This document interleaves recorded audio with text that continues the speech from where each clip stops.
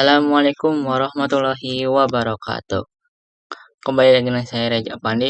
Pada video saat ini saya akan membahas tentang bab 6 tentang Internet Gateway pada Mikrotik MTNA.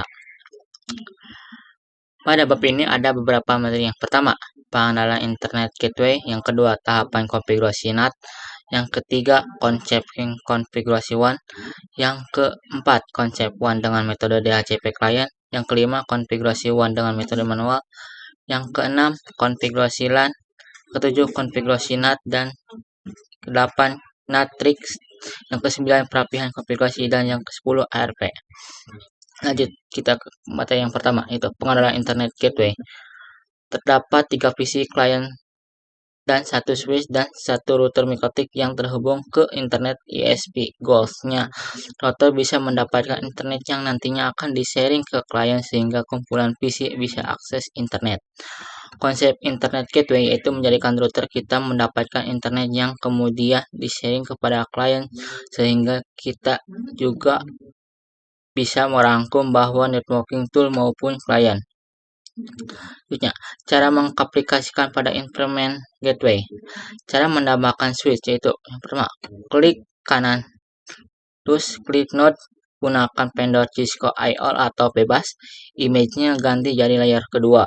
Untuk name-nya beri nama switch atau SW Cisco. Ikonnya ganti dengan perangkat switch JPG. Untuk internetnya naikkan jadi 2, lalu save. Cara menambahkan PC atau PC. Klik kanan, klik node, pilih virtual PC, tambahkan jumlah PC jadi 5, lalu save. Tahapan konfigurasi Internet Gateway. 1. Menentukan topologi dan alokasi IP. 2. Konfigurasi interface router. 3. Menambahkan default router ke internet. 4. Mengaktifkan NAT untuk akses internet. Dan kelima, konfigurasi DHCP server opsional. Dan yang keenam, konfigurasi visual client. Konsep konfigurasi WAN. Yang pertama, konsep konfigurasi WAN dibagi dua, yaitu yang pertama, DHCP client. Apabila ISP yang menyediakan DHCP server, jadi ketika mikrotik dikonfigurasi dia akan mendapatkan IP address secara otomatis. Kalau manual yaitu jika ISP-nya tidak menyediakan DHCP server, maka menggunakan yang manual. Lanjut, konfigurasi WAN dengan metode DHCP client. Caranya itu menyalakan perangkat mikrotik, masukkan ke terminal mikrotik, login dengan username dan password kita, klik enter. Kembali lagi dengan menu VNet Lab, ketik IP DHCP client, lalu enter. Setelah itu akan muncul IP address dan nantinya kita bisa mengkonfigurasikan dengan Winbox. Ketika interface client, lalu enter, ketik lagi IP DHCP client add interface sama dengan ether 1, lalu disable sama dengan no allow, enter. Ketik IP address client, maka nantinya akan mendapatkan IP address ether 1. Konfigurasi WAN dengan cara manual. 1. Cara manual pada router ether 1 yaitu static akan mengonfigurasikan secara manual dengan fitur yang ada di HCP, yaitu IP address, gateway, dan DNS. Yang kedua, konfigurasi IP address dengan cara ketik IP address, address, atau dalam kurung IP address-nya bebas, jangan lupa prefix-nya, dan interface sama dengan inter 1. 3. Konfigurasi gateway dengan cara IP router gateway, dalam kurung IP gateway-nya ISP kita. Konfigurasi DNS dengan cara klik IP DNS set server sama dengan 8.8.8.8. Lanjutnya, konfigurasi LAN. Yang 1, konfigurasi IP address. Yang kedua, konfigurasi DHCP server, itu buka Winbox lalu login seperti biasa.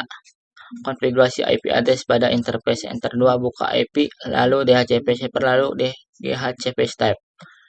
Terus selanjutnya, konfigurasi NAT. NAT adalah kepanjangan dari Network Address Translation, di mana IP address yang dimiliki oleh klien ini ketika ingin akses internet akan melewati router. Ketika melewati router akan terjemahkan dengan NAT sehingga bisa akses internet dengan IP publik yang dipinjamkan. Caranya, klik ke menu IP lalu firewall, lalu ada tulisan NAT.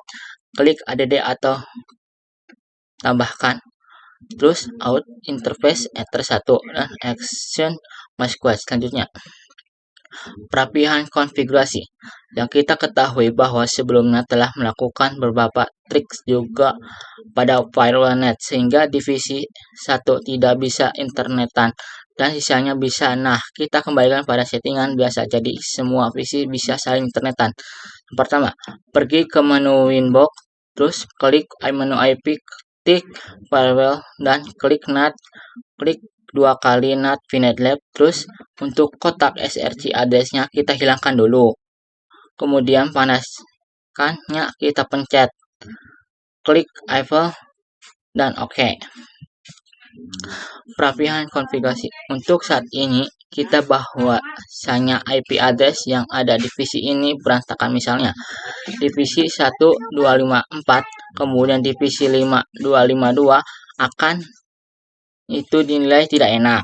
Maka kita bisa merapikannya dengan cara 1. Mematikan PC satu persatu, 2. Menyalakan terlebih dahulu PC satunya, kemudian klik reconnect, ketik show IP dan ketik IP DHCP.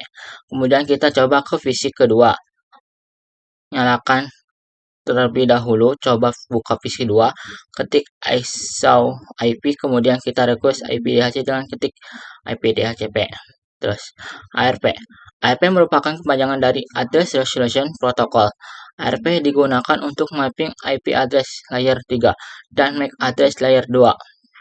Untuk menghubungkan kedua divisi informasi ARP keduanya harus saling memiliki, dan ARP bekerja secara dinamik atau otomatis. Semua interface memancarkan ARP atau enable.